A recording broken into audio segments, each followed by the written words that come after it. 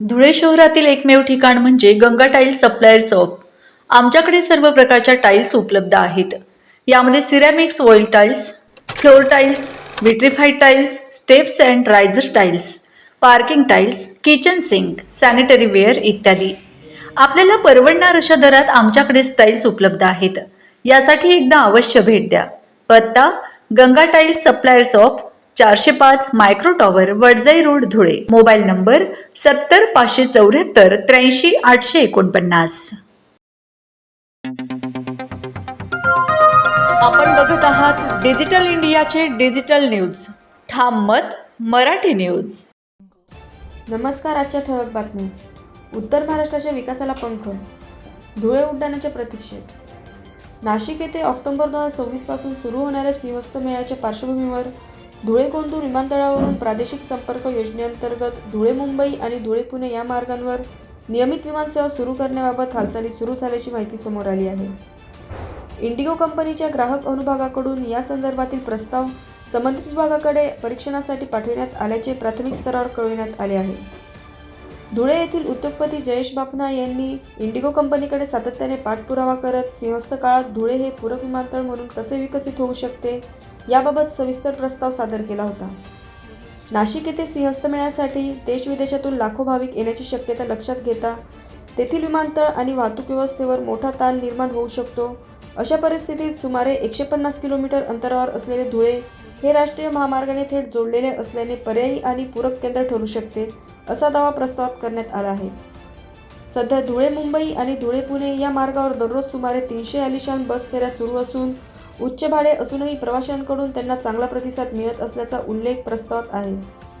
वेळेची बचत, सुरक्षितता आणि सोयीस्कर प्रवास यासाठी प्रवासी अधिक भाडे देण्यास तयार असल्याचे निरीक्षण नोंदवण्यात आले आहे.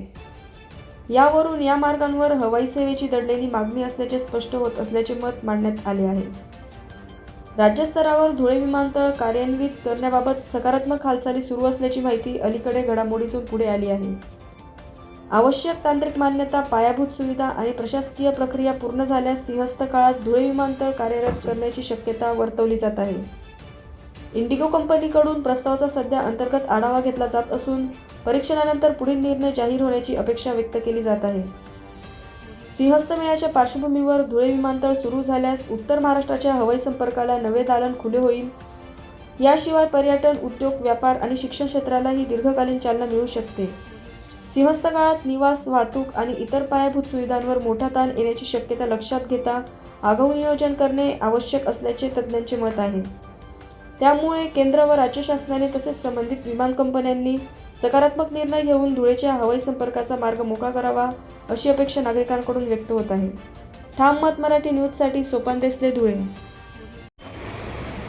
गेल्या 2 ते 3 वर्षापासून मी धुळे येथील गोंदूर विमानतळाच्या कमर्शियलायझेशनसाठी फॉलोअप करत होतो. त्याच्यानंतर मला RTIमध्ये मी माझी माहिती मागवली की इथून फ्लाईट्स का सुरू होऊ शकत नाही, काय अडचण येतात, काय नाही. मग त्यावेळेस मला समजलं, मागील साधारणतः 7-8 महिन्यापूर्वी समजलं की आपलं धुळ्यातलं जे गोंदूर एअरपोर्ट आहे ते अनसर्व्ड एअर स्ट्रिपमध्ये लिस्टेड आहे व बऱ्याच वेळेस ते बिडिंगसाठी पण लिस्ट केलं गेलं सरकारकडनं, पण कुठलीच कंपनी त्याच्यात भाग घेत नव्हती. मग असं का होतं हे तपास करण्याकरता मी थोडीशी माहिती मागवली, तर कुठलीच कंपनीने त्याच्यात भाग घेतलेला नव्हता.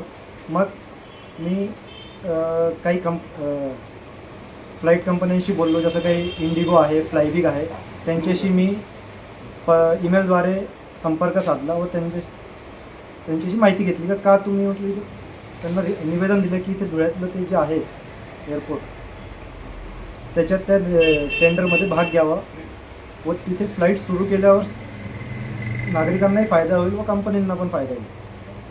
मग त्यांनी माझ्याकडनं काही धुळ्यातली भौगोलिक व प्रादेशिक माहिती मागवली, जी त्यांना धुळ्याबद्दल कल्पना नव्हती. मग मी त्यांना ते धुळ्यातले काही इन्साईट्स दिले की धुळ्याची भौगोलिक व औद्योगिक परिस्थितीची त्यांना जाणीव करून दिली.